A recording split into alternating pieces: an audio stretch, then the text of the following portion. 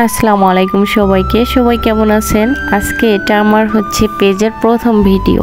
আর আমরা যখন বগুড়া এলাকায় আসছি এখন পর্যন্ত বগুড়ার কোথাও ঘোরা হয়নি, তাই ভাবলাম যখন বগুড়াতে আমরা ঘোরা শুরু করব, বগুড়ার জায়গাগুলো আছে যেগুলো বিভিন্ন ধরনের জায়গায় যেখানে আমরা যাব, সেই জায়গাগুলো আপনাদের সাথে আমি শেয়ার করব এই পেজের মারফত। যদি ভিডিওগুলো আপনাদের কাছে ভালো লাগে তাহলে অবশ্যই লাইক করে দিবেন, কমেন্ট করবেন আর মূল্যবান মতামত জানাবেন। আজকে গেছিলাম আমরা সারিয়াকান্দি। আর ছোট বাচ্চা থাকলে যা হয়, গেলে বাইরে খাওয়া শুরু করে দেয়, আবদার ধরছে আইসক্রিম খাবো। ঠান্ডা দিন তারপরেও আইসক্রিম খাবে, ছোট মানুষ বোঝে না, তাই কিনে দিতে হলো।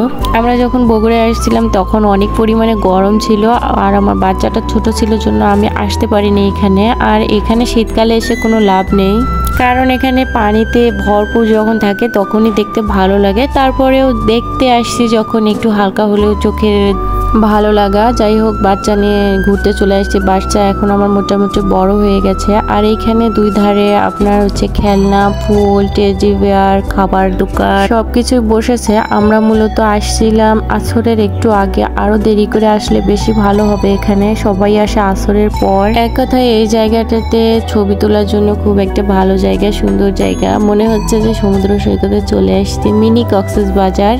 এখানে যে ট্রলারগুলো ছিল সবাই বলতেছে যে উঠবো কিনা, আমাদের অনেক দূর পর্যন্ত ঘুরে নিয়ে আসবে। ওই পাশে দ্বীপ ছিল দূরে, আমরা যদি যেতে চাই তাহলে আমাদেরকে তারা দ্বীপ থেকে ঘুরে নিয়ে আসবে। তো আমার ছোট বাচ্চা নিয়ে আমি উঠিনি। আপনারা চাইলে এই দ্বীপে যেতে পারেন। ওই পাশে আছে সবজি ক্ষেত, এখানে মিষ্টি কুমড়া, কাঁচামরিচ, অনেক প্রকারের সবজি চাষ করা হয়। আর এই উপর থেকে নিচে নামতে আমার অনেক ভয় লাগতেছিল, তাই আমি আমার হাজবেন্ডের হাত ধরে নিচে নেমে চলে গেছিলাম। আর এই যে উপরে পাথরগুলো ভেসে আছে, দেখতে ভালোই লাগতেছিল। অনেকে ছবি ওঠাচ্ছিল, এখানে মনে হচ্ছিল আমি কোথায় চলে আসছি। অনেক ভালো লাগতেছে, দেখার মতো একটা জায়গা। আপনারা সময় পেলে, হাতে যদি সময় থাকে, বগুড়ার আশেপাশে যারা আছেন তারা অবশ্যই এই জায়গাটাতে আসবেন।